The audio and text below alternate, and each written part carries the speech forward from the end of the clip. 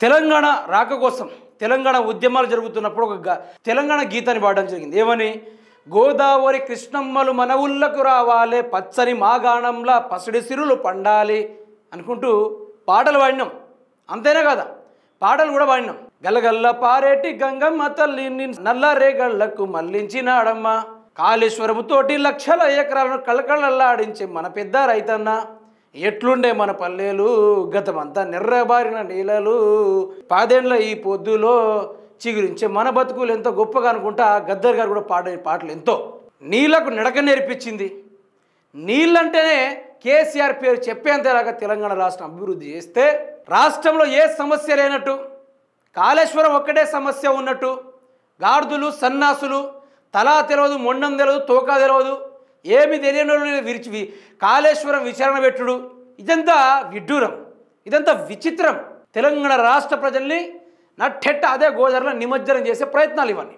ముచ్చట చూసుకుంటే నేడు కేసీఆర్ విచారణ ఉదయం 11:30 గంటలకు కాళేశ్వరం కమిషన్ ముందుకు ఓపెన్ కోటా ఇన్ కెమెరా ఎంక్వైరీనా చాయిస్ కేసీఆర్ది అనుకుంటా ఒక టాపిక్ మన వివేక్ వెంకట సోములు పేపర్లో బ్రహ్మాండంగా రావడం జరిగింది. నిజానికి చెప్పాలంటే తెలంగాణ రాష్ట్రాన్ని 1969 నుంచి మొదలుపెట్టిన ఉద్యమాలు అది కేసీఆర్ తోటి ఆగిపోయింది. 2014 జూన్ 2న తెలంగాణ రాష్ట్రం ఏర్పడి తెలంగాణ రాష్ట్రాన్ని డెవలప్ చేసుకునే ధ్యేయంగా పెట్టి కాళేశ్వరాన్ని ఎంత 80,000 కోట్ల రూపాయలతోటి కాళేశ్వరాన్ని కడితే దాంతో నీళ్లు వస్తే బ్రహ్మాండంగా పుష్కరమైన నీళ్లు వారితే అసలు కేసీఆర్ మీద ఇది కమిషన్ అట. ఈరోజు కమిషన్ అట. ఇదే కాళేశ్వరం ఇతర దేశాల్లో కట్టుంటే 8వ వింతగా కాళేశ్వరాన్ని గుర్తించేది ఈ ప్రపంచము. అసలుంటిది కాళేశ్వరం ఈరోజు తెలంగాణ రాష్ట్రంలో ఉండడం మన అదృష్టం. ఆ నీళ్లు మనకు రావడం అదృష్టం.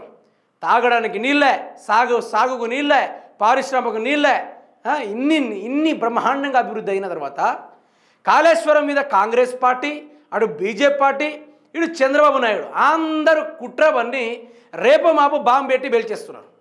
మీకు తెలుసా? తెలియదు. కాళేశ్వరం విచారణ ఏమొస్తుంది కాళేశ్వరం విచారణ వల్ల? అదే కాళేశ్వరంలో ఎన్నిసార్లు పోయి వీడియో తీసినా ఏడ కూలింది, ఏడ కూలినట్టు కొసకు కూడా ఉపడలేదే. నీళ్లు బ్రహ్మాండంగా సామర్థ్యాన్ని ఆపుతుంది. ఆ నీళ్ళు ఆపుకోవు కదా, పొలాలు ఎండినాయి, బోర్లు ఎండినాయి, శిలకలు ఎండినాయి, డొక్కలు ఎండినాయి, పశువులు ఎండినాయి, అన్నీ ఎండే కదా ఈ గోసలన్నీ. మరి ఈరోజు ఏమైందని అడుగుతున్నా. అంత గొప్ప కాళేశ్వరం మీద నిందలేయాల్సిన అవసరమే వచ్చింది వీళ్ళకి. ఎవడైనా, ఏ ఒక్క నాయకుడైనా ఇంకో 100 సంవత్సరాలైనా కూడా కాళేశ్వరం ఆలోచన ఎవ్వరికి రాకపో కాళేశ్వరం ఆలోచన 1000 సంవత్సరాలైనా కూడా తెలంగాణ యొక్క చరిత్ర మారకపో.